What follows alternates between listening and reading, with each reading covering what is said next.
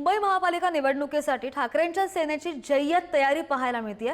ठाकरे गटाच्या उपनेत्यांवर विभागनिहाय विधानसभानिहाय जबाबदाऱ्यांचा वाटप केलं जाणार आहे। सोपावली गेली जबाबदारी। उद्धव ठाकरेंकडून मुंबईमध्ये 12 उपनेत्यांवर ही विशेष जबाबदारी दिली गेली आहे। तर कोणत्या नेत्यांवर कोणती जबाबदारी दिली गेली आपण पाहूयात ग्राफिक्सच्या माध्यमातून। अमोल कीर्तीकर, दहिसर, बोरिवली, मागाठाणे, सचिन आहिर, मलबार हिल, कुलाबा, मुंबादेवी। कोणत्या नेत्यांवर कोणत्या विभागाची जबाबदारी आहे आपण पाहतोय। नितीन नांदगावकर, विक्रोळी, भांडूप, मुलुंड, विलास पोतनीस, दिंडोशी, गोरेगाव, जोगेश्वरी पूर्व, उद्धव कदम, चारकोप, कांदिवली, मालाड पश्चिम, विश्वासराव नेरुरकर, वर्सोवा, अंधेरी पूर्व, अंधेरी पश्चिम,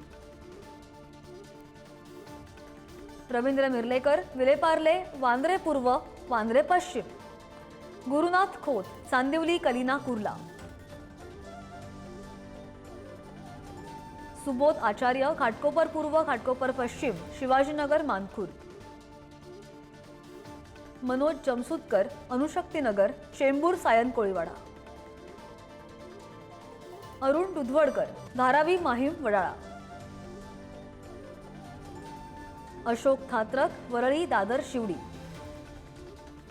पुन्हा एकदा जाऊयात आमचे प्रतिनिधी पद्मेश पवार यांच्याकडे।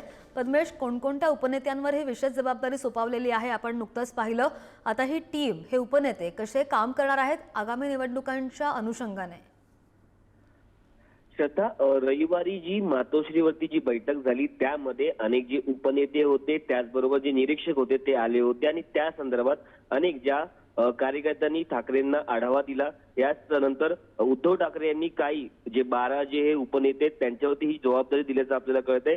हे जे उपनेते असणार आहेत हे जे विधानसभा 3-3 प्रत्येकाला जे विधानसभा दिलेले आहेत त्यानुसार ते शाखाध्यक्षांना भेटणार आहेत, तिकडच्या स्थानिक आमदारांना भेटणार आहेत। या संदर्भात अनेक ज्या रूपरेषा आहेत त्या ते आखून देणार आहेत आणि या संदर्भात अहवाल ते उद्धव ठाकरेंना थेट देणार असल्याचं आपल्याला कळतंय।